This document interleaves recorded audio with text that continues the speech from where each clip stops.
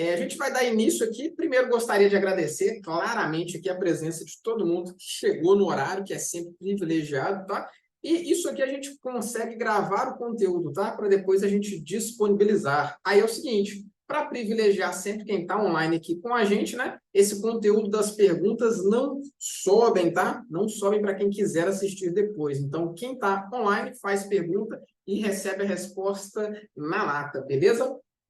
Então, gostaria de agradecer aqui, para quem não conhece, tá? O AB Barreiro, do qual eu sou presidente da Comissão de Direito Previdenciário, e eu gostaria de agradecer o nosso presidente, né? Doutor Adriano Braga, e a nossa delegada da Caixa de Assistência, doutora Ana Cláudia, que esse curso aqui faz parte de um pedido, né, para a gente ajudar a jovem advocacia, ou o jovem advogado mesmo, que quer ingressar na área e às vezes não sabe, né? Tem muito conteúdo na internet que às vezes não serve para nada, tá? Então, o nosso conteúdo aqui a gente sempre vai tentar trazer de forma mais prática possível, tá?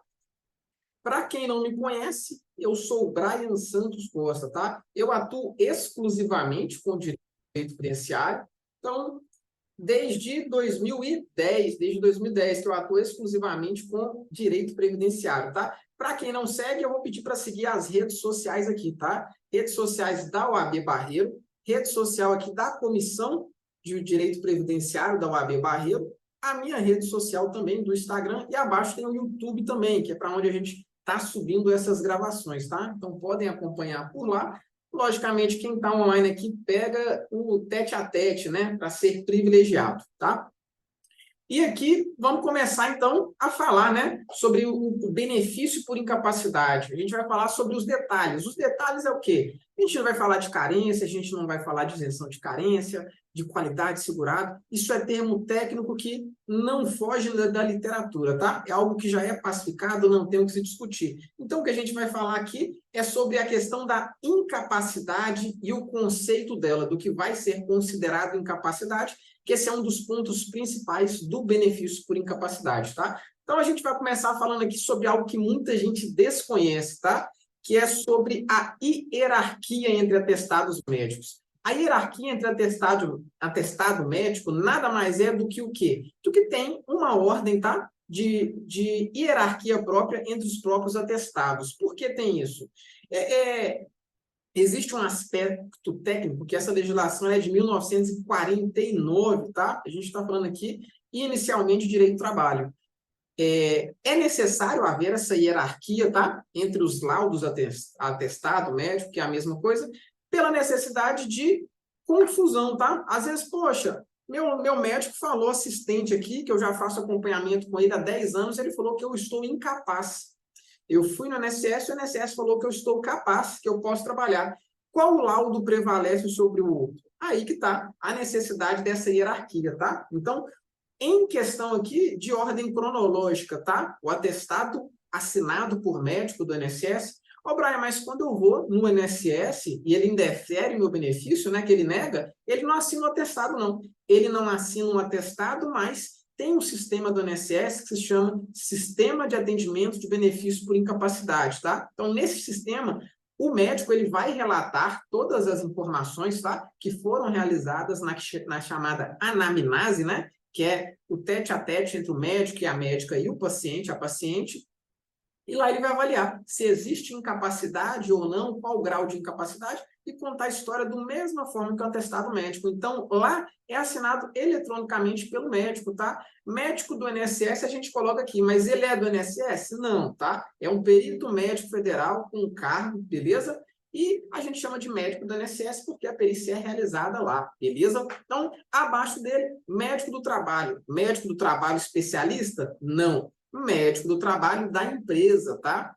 Por que isso? Porque eu tentei voltar para a empresa, o médico falou que eu não tenho condições de trabalhar. Só que aí o INSS falou que eu tenho condições. Então, o relatório médico emitido pelo INSS, ele vai prevalecer do que o médico do trabalho da empresa, tá? Abaixo dele, o médico do SUS. Por que o médico do SUS? Porque ele faz parte de um atendimento público, tá? E, por último, o médico particular do segurado, tá? Que é o que é chamado de médico assistente. O médico assistente nada mais é do que aquele médico onde a gente faz o atendimento médico, o acompanhamento, tá? Médico do trabalho é onde que faz ali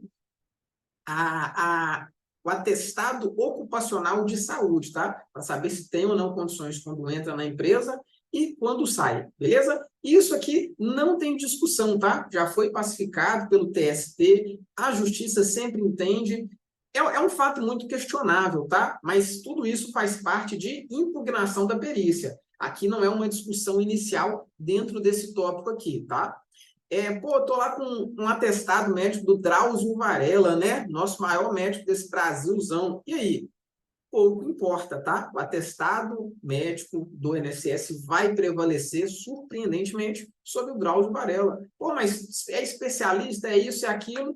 Não tem importância, tá? O que vale é o relatório médico emitido segundo a ordem de hierarquias, tá? Então, sabendo disso agora, a gente já começa a apresentar as informações, tá? Por que a gente apresenta isso aqui de forma inicial? Porque às vezes a pessoa desconhece, tá? Então, eu vou no médico do posto de saúde, tem que ser especialista na área? Não, tem que ser médico, tá? Fisioterapeuta emite atestado médico? Não. Dentista emite atestado médico? Sim. Por que dentista? Tirei o siso. Quem vai emitir um atestado ali de 3, 5 dias é o dentista, tá? Então, o dentista aqui, ele vai entrar dentro desse critério também, final aqui do último, tá? Como médico particular ou segurado. Mas, em geral, o dentista a gente está falando de pouco tempo, tá? Por isso que a própria legislação não apresenta essa informação de forma muito clara, tá? Então, passado a falar sobre essa hierarquia de atestado médico, aqui a gente vai entrar no tema inicial, tá? Que é benefício por incapacidade. Benefício por incapacidade nada mais é do que uma forma de substituir, né? É uma forma de substituir a fonte de renda do trabalhador.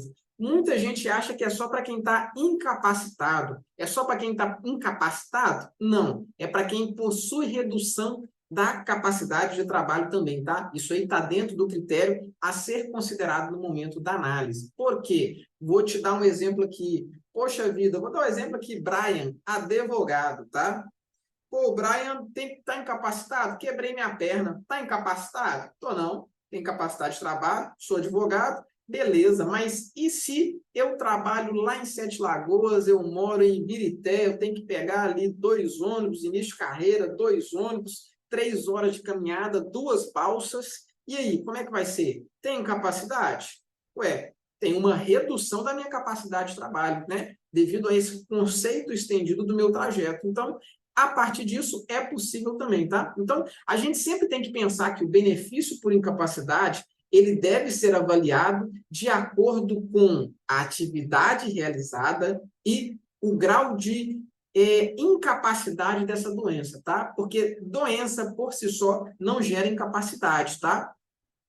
Ah, poxa, perdi aqui uma amputação de 4 dedos da mão. Tem incapacidade? Tive uma redução, isso é indiscutível, mas tem incapacidade? Qual atividade que eu realizo? De pintor? Opa, não tem como não.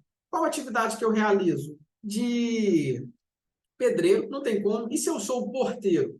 E eu trabalho simplesmente conferindo a entrada e a saída. Tem incapacidade? Questionável. Então, tem a possibilidade de redução da capacidade de trabalho. E é isso que o laudo médico tem que avaliar, tá? Dentro dessa perspectiva, ele vai avaliar se é auxílio-doença, auxílio-acidente, aposentadoria por invalidez, auxílio-doença acidentário, auxílio-acidente acidentário e aposentadoria por invalidez acidentário, tá? Aqui, esses são as espécies de benefício, tá? Que o INSS apresenta, que é o B31, 36, 32, 91.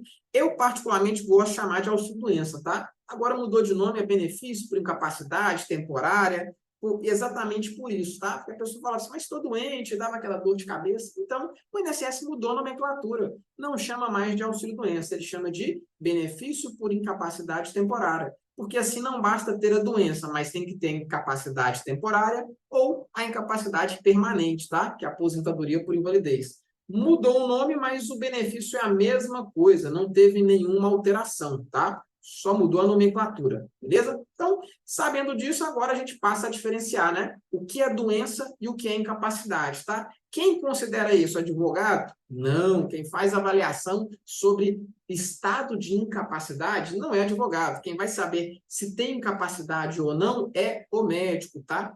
Direto no INSS é o perito médico federal e na Justiça Federal é o perito ou a perita judicial, tá? Que vai fazer a avaliação, beleza? Ô, Brian, essa avaliação precisa ser realizada por médico especialista? Vamos lá. Decisão judicial pacificada. Não, tá? Já tem, inclusive, portaria emitida pelo Conselho Federal de Medicina que não é necessário especialidade médica, beleza? A não ser na exceção de quando se trata de doença rara, beleza? Então, eu vou fazer uma perícia ali, o problema é ortopédico. O ortopédico é doença rara? Não. Então, o médico clínico geral, médico do trabalho, ele pode me avaliar? Pode, não tem nenhum problema, tá? Ô, Brian, mas e se isso for judicialmente? É possível reverter essa decisão? Judicialmente, antigamente, a gente conseguia reverter, tá? De uns anos para cá, não mais, porque o próprio Conselho Federal de Medicina entendeu que a incapacidade ela não está ligada, relacionada à avaliação por um médico especialista na área, mas, logicamente, né, que o médico ele tem que cumprir os requisitos do laudo médico a ser apresentado, tá? O laudo médico pericial, ele tem que responder todos os quesitos e ele tem que ser bem fundamentado, tá? Não sendo necessário mais a especialidade, é necessário apenas que seja médico, tá? Inclusive, recentemente, para algumas perícias, é nomeado também, tá? Fisioterapeuta, tá? É uma doença reumatológica, é uma doença ortopédica, é possível a nomeação de fisioterapeuta, tá? É mais comum na Justiça do Trabalho, tá? Na Justiça Federal ainda é incomum ter fisioterapeuta, tá? Porque a Justiça, por si só, ela prefere fazer a nomeação do médico, tá? Aqui vocês vão ver que esse aqui é o termo técnico, tá? Essa doença, ela é o quê? Ela gera incapacidade? Gera, beleza? Essa incapacidade, ela é uni, multi ou omni, tá? Uni impede para o exercício de uma atividade específica, tá? Eu exerci atividade de pedreiro, eu posso exercer atividade de pedreiro? Não. Uniprofissional, tá? Alcança apenas uma atividade. Multiprofissional. Eu exerci atividade de pedreiro. Você não consegue realizar nem atividade de pedreiro, nem atividade de servente, nem atividade de porteiro, tá? Mais de uma atividade. E omniprofissional, tá? De nenhuma atividade, beleza? Esse aqui é o conceito que a gente sempre pede, tá? Precisa usar o termo técnico?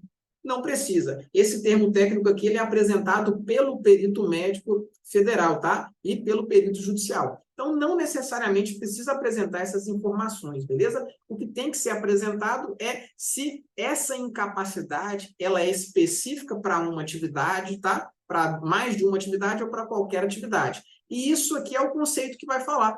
Se a minha incapacidade ela é total ou parcial, se ela é permanente, se ela é temporária, ou se tem apenas uma redução da capacidade laboral, tá? Da capacidade de trabalho. Brian, quem responde isso? O perito.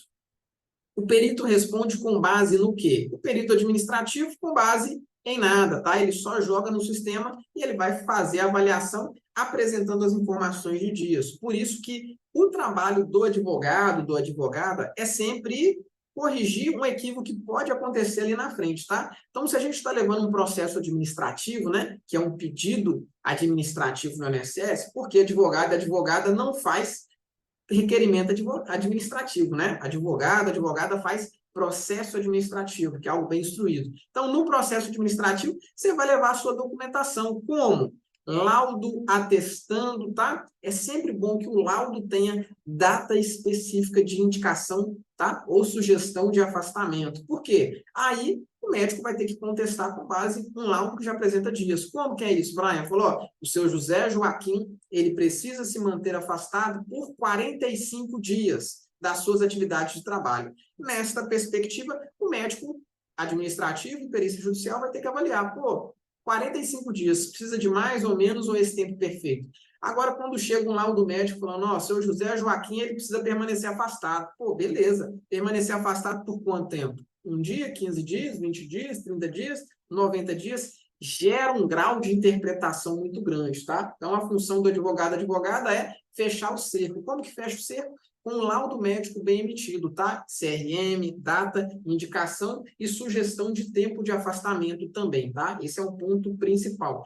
Quem é responsável por isso, na fase judicial, é um quesito bem apresentado, tá bem? Então, por isso que é necessário sempre apresentar um quesito para que fuja daquela análise bem geral, tá? E para fugir disso, a gente tem que fazer o quê? A utilização do critério biopsicossocial, tá? Esse nomezão todo aí mesmo. O critério biopsicossocial nada mais é do que uma análise que a gente pede para que seja analisado o critério físico, psíquico e social do ou da trabalhadora ou do trabalhador, tá? Aqui é um exemplo prático para vocês que a gente apresentou, tá? De um processo judicial. Isso aqui é uma informação que foi extraída de um processo judicial aqui do escritório, tá? Nesse processo, a gente sempre apresenta para o juiz, né? Porque eu não apresento nada para o perito, eu apresento para o juiz, que é o juiz quem dá a sentença, mas a gente apresenta aqui de forma cordial, sempre pedindo para que o perito, tá? Ou a perita judicial apresente alguns esclarecimentos para fim de constatação. Então, eu peço sempre para ele apresentar, né? Eu apresento para ele um tema prévio, passando o relato da situação, né? Do segurado ou da segurada, e aqui a gente pede para que seja apresentado isso dentro do tópico. E aqui o peritão apresenta, ó, trata-se de periciando com 55 anos, com nível de instrução fundamental incompleta, mas como é que ele sabe que a instrução é fundamental incompleta? Porque eu apresentei o histórico escolar para ele, que está reivindicando o benefício previdenciário de auxílio-doença. De acordo com a CTPS, seu último vínculo registrado consta a data de admissão de 2009 até o momento, na função de pedreiro. Essa situação prática aqui extraída de um processo no escritório, o segurado, ele sofreu um acidente e nesse acidente ele passou a não ter mais incapacidade parcial, tá? Como que eu sei que a incapacidade é parcial? Porque eu analisei os relatórios e os laudos médicos. Então, eu vou fazer o quê? Eu vou pedir uma análise pelo critério biopsicossocial, tá? Como que eu faço isso? Tá aqui, ó, 55 anos de idade, tá? Nível de instrução fundamental incompleto, tá? Não tem até a 8ª série, beleza? E admissão de 2009 até o momento na função de pedreiro. Então, ele estava ali realizando, ó, desde 2009, a função de pedreiro. E antes disso, sempre foi atividade da construção civil. Com base nisso, o que fica analisado? Poxa, critério biopsicossocial, meu amigo. 55 anos, o INSS vai querer reabilitar essa pessoa de qualquer forma, porque aqui a incapacidade dele, a gente já sabia que ela era parcial, né, mas permanente, e a partir disso a gente passa a questionar isso já na fase inicial do processo judicial, tá? Para que isso não tenha um questionamento futuro lá na frente, beleza? Como que eu fiz isso? Apresentando esses elementos para que o perito judicial não tivesse como fugir. Beleza? E aqui ele apresenta para mim as informações, tá? A condição se manifestou em 2013, quadro compatível com sequela pós-trauma crânioencefálico, né? Caiu do 2º andar. Foi na construção? Não, foi em casa. Então, aqui não é acidente de trabalho, tá? Aqui a avaliação que a gente vai ter é para fins de requerimento de um benefício por incapacidade, beleza? E aqui, isso tudo aqui, para mim, não serve para nada, tá? Mas ele apresenta as informações falando aqui, ó, tá bem, tem função preservada, ele consegue levantar, consegue fazer isso tudo sem ajuda, movimento de pinça, coordenação, tudo ok, mas no questionamento que eu pedi para ele, ele apresenta para mim, ó, incapacidade total e permanente para a profissão específica, beleza? Então, uniprofissional, que é a incapacidade dele, porque é para uma atividade específica, tá? E aqui o perito coloca com capacidade residual e possibilidades de reabilitação. Aí, logicamente, o que a gente tinha apresentado a informação, considerando a idade e o nível de escolaridade do periciado, tá? Tudo isso é para ser avaliado dentro dessa possibilidade. Então, aqui ele fala que ele tem uma hipertensão arterial e vertigem, que o leva à incapacidade total e permanente. Mas ele não exerce atividade de pedreiro? Sim, exerce atividade de pedreiro com instalação de ladrilho, tá? Que é na parte predial. Então, esta informação ela foi crucial para fins da gente fugir de qualquer indeferimento ou constatação, às vezes, de não tem incapacidade, não tem isso, não tem aquilo, beleza? Então, a gente apresentou essas informações e, com base nisso, depois foi tirar uma foto. Pelo critério que a gente queria aqui, que é o critério biopsicossocial, tá? Que é o critério que faz a avaliação para fins de se vai ter ou não o direito a um benefício, beleza? E o critério biopsicossocial, ele fala aqui dentro disso que a gente está pedindo para ser considerado, tá? Critério físico, psíquico e social do trabalhador, tá? O que leva em consideração? A idade, o tipo de incapacidade, o nível de escolaridade, a profissão, a possibilidade de agravamento em retorno, a possibilidade de tratamento. Então, tudo isso vai ser levado em consideração, tá? Ah, mas essa pessoa, se ela voltar a exercer atividade, ela pode apresentar um risco para ela ou para outra pessoa? Tudo isso é levado em consideração dentro desse critério que a gente pede para analisar, que é o critério biopsicossocial, tá? Sempre apresentem quesitos dentro dessa perspectiva, beleza? Com base nisso, a gente termina esse primeiro ciclo aqui, tá? Com base nesse primeiro ciclo, privilegiando aqui quem está online com a gente. Alguém tem alguma pergunta, crítica, dúvida ou sugestão? Ô, doutor Braia, eu tenho uma pergunta. Falamos ali antes, né, sobre o critério biopsicossocial, esse nomezão todo. Agora a gente vai falar sobre o conceito estendido de incapacidade. Conceito estendido de incapacidade, o que é isso? É exatamente isso, é estender a incapacidade, né? Porque a análise da incapacidade, antigamente, ela era feita de uma análise muito superficial. Falava assim, tem capacidade? Não tem capacidade. Não tinha essa análise da redução, né, do risco da atividade. Então, o conceito estendido é exatamente isso, tá? É para ver se dentro daquela atividade habitual que ela é realizada, se tem alguma perspectiva de melhora clínica ou não. Como que se faz isso? A partir da seguinte forma, exemplo prático para vocês, tá? Esse exemplo aqui é extraído também de processo judicial nosso, tá? E esse nosso processo judicial, a gente pediu o quê? As informações. Ó, a parte autora pode trabalhar em funções que demandem atividade em altura, sem que isso lhe acarrete a volta, agravamento da doença ou risco para a sua saúde ou integridade física. Exemplo do processo judicial que nós traímos, o caboclo era instalador de outdoor, tá? Aquela galera que chega no outdoor, passa a cola e cola o papelzão lá, beleza? E ele teve o quê? Labirintite. Pô, mas labirintite não incapacita, não. Ele, como instalador de outdoor, mais de 50 anos de idade, a vida inteira foi instalador de outdoor, porque ele começou na empresa menina e foi crescendo nela lá, mas continuava instalador de outdoor, recebendo bem, beleza? A partir disso, foi diagnosticado com labirintite. O INSS tentou reencaminhar ele para reabilitação e ele não teve condições. A partir disso, conceito estendido da incapacidade, tá? A gente pede para avaliar o critério biopsicossocial e conceito estendido da incapacidade. Assim, a gente chega num critério de incapacidade perfeito, tá? Outro exemplo. A parte autora pode trabalhar em funções que demandem mobilidade constante, longo tempo em pé ou sentado, ou em mesma posição? Isso aqui, neste caso, em geral, são para duas atividades, tá? Essa aqui que a gente extraiu era trabalhador da construção civil diagnosticado com lombalgia, tá? Dor lombar forte. Isso aqui a gente já usou também para quem? Para vendedor, tá? Vendedor de varejo, tá? O vendedor de varejo não tem lugar para sentar, ficava o dia inteiro vendendo eletrodoméstico, em pé, beleza? Se sentava, não podia, beleza? Não tinha cadeira. Então, tudo isso estava no regimento interno da empresa e aí conseguiu o quê? Reabilitação, tá? Conseguimos um afastamento desse trabalhador da área do varejo e depois ele foi reabilitado para a área administrativa, tá? E lembrando, sem redução de salário, tá? Depois ainda conseguiu uma promoção lá, porque conseguia trabalhar sentado, logicamente, né? Depois de ser reabilitado para essa função que era mais administrativa.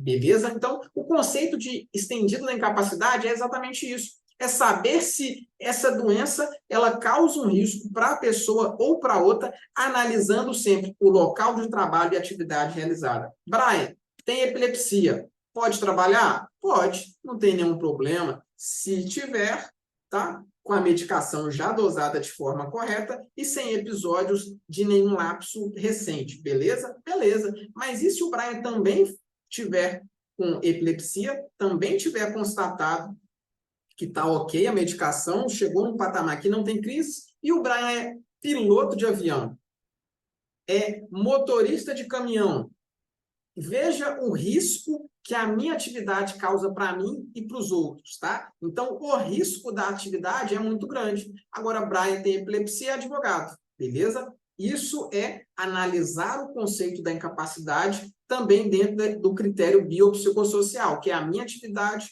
o que eu tenho, a minha idade, e dentro desse conceito estendido, tá? Do grau de incapacidade. Isso é analisar de forma correta, beleza? Então, dentro desse conceito estendido de incapacidade, do critério biopsicossocial, tem coisa que eu sempre gosto de trazer, que é súmula, tá? Eu adoro súmula. Para quem não sabe, súmula é algo que já foi pacificado por um tribunal superior, tá? Neste caso aqui, eu gosto muito de utilizar a súmula da TNU.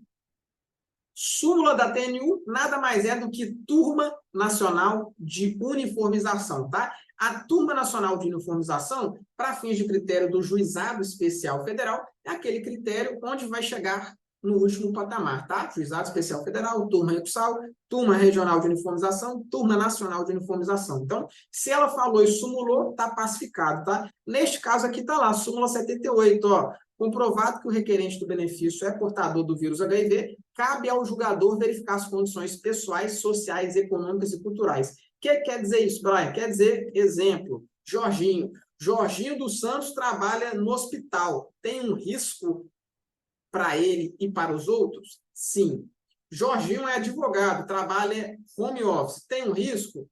Em regra, não, tá? Se tiver, logicamente, né, tomando a medicação e sem nenhum risco de contágio para quem está ao meu redor, porque eu trabalho em casa sozinho. Agora, eu trabalho numa rede hospitalar e eu tenho baixa imunidade. Traz um risco para ele? Traz um risco para ele, tá? A súmula 77, ela fala a mesma coisa, só que com uma especificação, tá? De que o julgador, o juiz ou juíza, ele não é obrigado a analisar o critério biopsicossocial se não foi reconhecido a incapacidade, tá? Porque precisa primeiro reconhecer a incapacidade, seja ela parcial, temporária, para aí sim fazer a análise do critério biopsicossocial, tá? Senão, aí fica difícil. Aqui eu trouxe um exemplo prático para vocês, que a gente não vai trazer aqui, senão delonga muito esse nosso mini curso, mas esse slide vai ser disponibilizado para vocês, tá? Por e-mail, vai ser disponibilizado nos grupos aí, de qual fazemos parte, e também depois para vocês acessarem via YouTube, beleza? Para assistir com calma.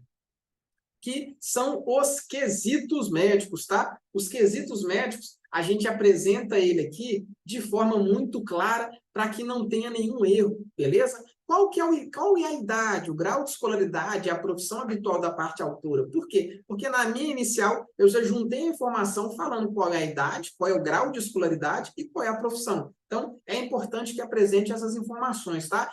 Outra que é essencial, há quanto tempo a parte autora desempenha sua atividade profissional? Porque se a vida inteira trabalhou exercendo uma atividade, isso aqui é critério para fins de evitar o processo de reabilitação, né? A partir disso, a gente consegue fazer uma análise do conceito mais extensivo, tá? Por isso que a gente sempre pede para que o perito apresente essas informações para não ter nenhuma dúvida, beleza? Que com base nisso, aí a gente consegue fazer. Brian, é só esses 3, esses 7? Não, tá? Eu gosto de apresentar sempre 15, 20 quesitos e a partir dele eu especifico para o caso prático, beleza? Quesito modelo não serve para nada, tá? O quesito ele tem que ser readequado dentro da situação do cliente, da cliente, para que tenha uma adequação, beleza? E mais do que isso, antes da gente pensar em preocupar do quesito, a gente tem que cumprir os requisitos, né, da Lei 14.331 de 2022, que alterou a Lei 8.213. Brian, que lei que é essa? Essa é a lei que passou a alterar o requisito de petição inicial, e a 8.213, para quem não conhece, é a Lei da Previdência Social, tá? Que regulamenta. Então, tá aqui, ó, o benefício por incapacidade. A petição inicial tem que ter a descrição clara da doença e das limitações que ela impõe, a indicação da atividade para a qual o autor alega estar incapacitado, a possível inconsistência da avaliação, para falar por que aquele médico estava errado na avaliação, beleza? E uma declaração se existe ou não algum outro processo que fala sobre isso, tá? E a gente fala de litispendência ou coisa julgada. Para quem não sabe, litispendência é aquilo que está pendência em outro processo, beleza? Eu tenho um processo discutindo a incapacidade, litispendência. Eu tenho um processo que já discutiu sobre esta incapacidade neste benefício realizado, hoje julgado. Beleza? Então, apresente sempre a petição de forma mais clara possível e sempre apresentando as informações nos quesitos, para adequar sempre dentro do critério objetivo do seu cliente, beleza? Essas são as informações essenciais. Passados isso, agora a gente vai falar sobre algo que acontece muito em processos administrativos, processo judicial de benefício por incapacidade, tá? Teve alguns pedidos para falar com isso. Então, a gente vai falar de forma muito breve aqui, que é o limbo previdenciário, tá? O limbo previdenciário nada mais é do que o próprio nome fala, que é o limbo. É não estar protegido nem por um lado e nem por outro, tá? Então, a pessoa recebia um benefício por incapacidade, beleza? E recebeu alta médica do INSS. O que quer dizer? Quer dizer que o INSS falou, pode voltar que você está bom demais para trabalhar, beleza? Beleza. Fui na minha empresa, agendou o exame médico, tá? Por quê? Por que agendou o exame médico? Porque eu tenho que ter um atestado de saúde ocupacional, tá? De um médico do trabalho, para informar se eu tenho ou não condições de retornar ao trabalho, beleza? Passei no médico, o médico falou assim, você não tá bom não, tem que afastar ainda. Mas o INSS falou que eu estava bom. E aí? Esse é o limbo, tá? A pessoa ela não vai receber nem do INSS e nem da empresa. Ela vai ficar ali sendo jogada de um lado para outro. A perícia médica de reavaliação clínica, ela é obrigatória, tá? Está na legislação, norma regulamentar 7. Ela fala que a realização do exame clínico, ela é necessária, tá? Para quem teve um afastamento do INSS por mais de 30 dias. Ah, o afastamento é por menos de 30 dias? Aí não tem necessidade, não. Pode voltar, porque ele não demanda uma análise maior, tá? Qual que é a recomendação disso? Poxa vida, tá? Essa é uma situação extremamente complicada, tá? Nessas perspectivas, é sempre recomendável processo judicial, tá? E ser direto, franco com o cliente, tá? Tá incapaz ou não tá incapaz? Tem laudo, tem relatório, tem exame atestando? Pode judicializar. Até então, não existe regulamentação, tá? Tem 2 projetos de lei tramitando que eles apresentam as informações para que o segurado ou assegurada que está dentro do limbo previdenciário, ele fique protegido e a empresa seja obrigada a pagar o salário para ele. E se ficar comprovada a incapacidade, o INSS vai ressarcir. Se não ficar comprovada a incapacidade, a empresa já vai ter pago o salário de qualquer forma e depois não tem o que se discutir, tá? Então, esse projeto de lei até então é projeto de lei e o limbo segue sendo limbo desde sempre, tá? Até então não tem nenhuma perspectiva de quando vai ser votado, não. Beleza? Uma garantia, que é o que trouxe aqui de forma a proteger, né, os segurados, é a súmula da TNU, tá? A súmula da TNU, Turma Nacional de Uniformização, como a gente falou anteriormente, ela fala o seguinte, Brian, qual que é a sua recomendação? É possível o recebimento do benefício por incapacidade durante o período onde houve exercício de atividade remunerada. Brian, o que quer dizer isso? Quer dizer que, às vezes, o advogado atende o cliente e fala assim, ó, vamos entrar com um pedido aqui judicial do seu benefício por incapacidade, pode parar de contribuir, porque isso vai atrapalhar no processo. Não atrapalha em nada, tá? Ainda pensando até em perspectiva de manter qualidade de segurado, tá? O recomendável é que, ó, é autônomo, quer continuar contribuindo? Pode continuar contribuindo. Vai trazer algum prejuízo para o processo? Súmula 72 da TNU não traz nenhum prejuízo para o processo, tá? E mantém a qualidade de segurado pensando em eventual indeferimento, tá? Também na via judicial, tá? Eu sempre penso na pior das hipóteses. Pensando na pior das hipóteses, a gente vai ter aí um processo judicial que vai resguardar os segurados. Beleza? Então, sempre pense nessa perspectiva, tá? Então, encerrando aqui essa parte que a gente falou aqui de forma breve, né? Do limbo previdenciário, ainda dentro do conceito de benefício por incapacidade, privilegiando aqui quem está online com a gente, sempre, vamos lá. Alguém tem crítica, dúvida, sugestão, comentários? Só mandar aí que a gente responde.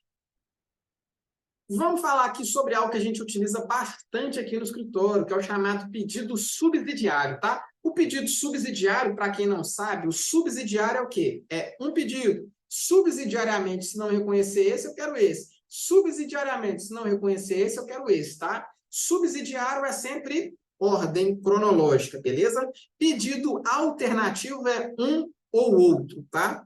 Tem que ter essa diferenciação, tá? Porque às vezes se coloca na petição inicial, no final lá, ó, alternativamente é um ou outro, é alternativa, tá? A ou B. Subsidiariamente é subsidiário. Se não reconhecer esse, eu quero esse, tá? O que a gente costuma fazer? Poder entrada ali, vamos colocar aqui nessa questão lá, igual o doutor Geraldo antecipou para a gente, falando que deu entrada no segurado lá, né? Deu entrada no INSS, não foi reconhecido, vou entrar na justiça. Lá na justiça, eu vejo que esse segurado também cumpre os requisitos para um benefício assistencial.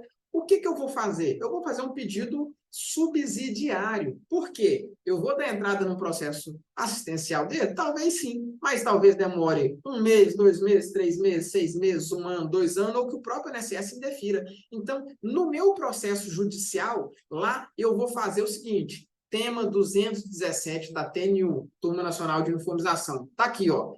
Em relação ao benefício assistencial e ao benefício por incapacidade, aqui é auxílio-doença, aposentadoria por invalidez. É possível conhecer, tá, de um deles em juízo, ainda que não seja o especificamente requerido na via administrativa, tá? Desde que preencha os requisitos e seja observado o contraditório à ampla defesa do INSS, tá? Então, é um pedido que a gente costuma fazer quando a gente tem a perspectiva de qualidade de segurado questionável, tá? Que a gente não sabe se vai reconhecer ou não. Então, nesta perspectiva, a gente faz um pedido subsidiário para que seja analisado também dentro dessa perspectiva. Se não reconhecer o benefício de auxílio-doença ou aposentadoria por invalidez, analisa aqui para mim também um LOAS, porque na minha petição inicial eu já instruí isso de forma correta, juntei a documentação, tem todas as provas, não tem o que se discutir. Beleza? Se atentem a isso. Por quê? Está pacificado, tá? Tema 217 da TNU, tá aqui, foi transitado em julgado recente, porque ficou 2 anos lá para decidir um embargo de declaração, depois agravo de agravo, e no final manteve essa tese firmada, tá? Que é possível fazer um pedido de subsidiário de um ou outro, beleza? Então, essa é uma técnica que a gente utiliza aqui no escritório para a gente tentar antecipar, tá? Ver uma objeção, talvez, do INSS lá na frente e a gente tentar receber o máximo de honorários possíveis, tá? Porque a partir da citação inicial gera o direito ao benefício, tá? Porque como não foi requerido na via administrativa, em regra, o pagamento vai ser a partir do protocolo do processo judicial, beleza? Tema 217 da TNU. Agora aqui a gente vai falar sobre um negócio muito questionável, tá? Alta programada. Alta programada é o quê? É quando o segurado vai no INSS, o INSS concede um benefício de auxílio-doença automaticamente com uma data de cessação, tá? Isso é muito comum, principalmente nesses períodos mais recentes, tá? Antigamente no INSS isso aqui não era tão comum não, tá bem? Realizava o processo administrativo lá, juntava a documentação e por muitas das vezes o próprio INSS ele deixava o auxílio-doença e a pessoa recebia 6 meses, 1 ano, 2 anos, 3 anos, 5 anos o benefício de auxílio-doença que não era cessado.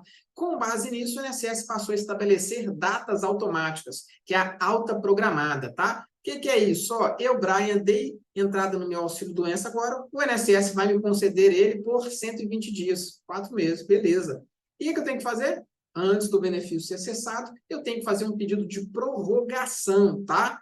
É obrigado a fazer um pedido de prorrogação? Sim, senão o benefício vai ser cessado, tá? Ah, o benefício foi cessado. Eu posso entrar na justiça? Não, porque eu não demonstrei o meu interesse, tá? Então, é obrigatório que tenha essa informação, beleza? Senão, não será aceito. Então, a alta programada, ela é regulamentada, tá? Pelo INSS e antigamente era proibido, tá? Entendia-se que o benefício concedido ele não poderia ter uma alta programada, tá? Se o meu laudo fala que a incapacidade ela é por tempo indeterminado, o benefício também deveria ser. Mas o INSS, como estava esquecendo de chamar a turma para fazer perícia, a partir disso ele passou a estabelecer alta programada. E essa alta programada, ela foi referendada, tá? A Justiça Federal entendeu que é possível sim, tá? Ter essa previsão de alta programada do benefício por incapacidade, beleza? Então, tá aqui, ó, alta programada estabelecida no tema 106, tá? Da TNU. Não falei, mas vou explicar para você de novo. Súmula é o que foi sumulado. Tema é diferente de súmula, tá? Mas os dois têm a mesma força de prova, beleza? Súmula é aquilo que foi sumulado. O tema é quando um assunto chega como se fosse uma repercussão geral, beleza? Do STF ou do STJ. Aí vira tema. A súmula da TNU, em geral, é quando o processo ele vai passar e chega nas últimas instâncias. Aqui, não necessariamente, ele passou por todas as instâncias anteriores, beleza? Então, o tema 106 da TNU, ele fala que a concessão do judicial de benefício por incapacidade não impede a revisão administrativa pelo INSS, tá? Que esse era um questionamento muito gigante. Esse assunto ainda está pendente de revisão no STJ, mas até então é permitido, tá? Antigamente, lá nas antigas, como eu atuo com o INSS desde 2010, lá no benefício concedido pela via judicial, ele não podia ser revisto administrativamente, tá? Se o benefício foi concedido direto na justiça, o INSS não podia me chamar para revisão, não, tá? Com alta programada, mas a partir disso entende-se a justiça que é possível sim, tá? Antigamente a gente discutia que o INSS chamava para fazer perícia e eu falava, ó, o benefício judicial, ele foi concedido aqui sem possibilidade, tá? Que o juiz concedia de forma indeterminada. Só que a partir disso, a súmula 106 da TNU, ela falou que o INSS pode rever administrativamente sim, tá? Mesmo que o processo ainda esteja correndo, beleza? E a partir disso não tem o que se discutir mais. Outra súmula que a gente traz aqui para vocês, tá? Na verdade, é um tema aqui. A gente traz o tema 277 da TNU, tá? Que ele fala aqui também sobre essa questão que a gente está trazendo aqui da alta programada, tá? A alta programada, ela é válida e para isso, para que eu possa recorrer judicialmente, tá? É obrigatório ter um pedido administrativo de prorrogação, beleza? Para que eu possa discutir isso judicialmente, tá? Que antigamente fazia o processo administrativo, o INSS concedia o auxílio-doença e cortava ali em 20 de dezembro de 2023. Eu entrava no dia seguinte, a pessoa não fez o pedido de prorrogação, me procurava, eu entrava direto na justiça pedindo restabelecimento do benefício. A partir disso, segundo a Turma Nacional de Uniformização, não é mais possível fazer isso direto, tá? É necessário que tenha um pedido de prorrogação para que fique caracterizado o interesse de agir. Interesse de agir, para quem não sabe, como o próprio nome fala, é o interesse de agir. Eu preciso ter demonstrado a minha insatisfação para que eu possa recorrer judicialmente sobre essa reconsideração, tá? Então, tem que ter ou recurso administrativo, ou pedido de prorrogação, ou pedido de reconsideração, tá? Sem isso, eu não posso ingressar judicialmente pedindo o restabelecimento de um benefício que tinha alta programada. Por quê? Porque eu não demonstrei a minha insatisfação pelo meu interesse de agir, tá? Com base nisso, nós falamos aqui de muita coisa, né? Nós falamos de alta programada, critério biopsicossocial, conceito estendido da incapacidade, e aí a gente encaminha para o fim para a gente passar a responder às perguntas, privilegiando sempre quem está online aqui. Antes da gente abrir para as perguntas, novamente eu vou agradecer aqui a minha subseção do coração, OAB Barreiro, está aqui as redes sociais do Barreirão, gente. Então, quem não segue, siga aí, tá? OAB Barreiro no Instagram, comissãoprev.oab Barreiro, que é a nossa comissão de direito previdenciário do OAB Barreiro, do qual eu estou presidindo lá, né? Nossa OAB Barreiro do coração. Tá aqui o Instagram do Brian, que nos fala, o YouTube do Brian, onde a gente vai carregar esses encontros lá, e esses encontros nossos aqui só foram possíveis graças ao nosso presidente da OAB Barreiro, doutor Adriano Braga, que nos traz sempre essa confiança, tá? No trabalho que é realizado pela Comissão de Direito Previdenciário, na minha pessoa e dos nossos demais integrantes, tá? Que estão sempre trabalhando de forma, às vezes, não tão amostrada como eu estou aqui, mas a nossa comissão sempre trabalha em conjunto na definição dos temas. Então, inclusive, se alguém tiver alguma dúvida também, se tiver alguma sugestão de tema, pode mandar no Instagram da comissão lá também, tá? Pode mandar no Instagram do AB Barreiro.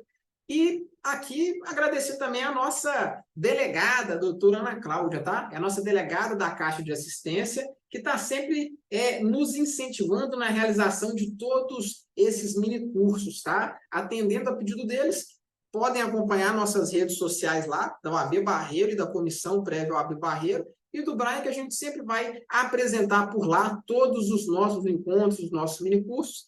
Quem tiver crítica, sugestão, comentário, pode mandar lá também, tá? E agora aqui, eu que agradeço, doutora Ana Cláudia aqui, nossa delegada, está aqui nos privilegiando com a sua presença. Eu que agradeço, tá? Pela iniciativa e pela cobrança em sempre trazer esse conteúdo para a nossa advocacia, tá? E agora, logicamente, privilegiando quem está online aqui com a gente. Alguém tem uma crítica, dúvida, sugestão ou comentário que precisa ser esclarecido?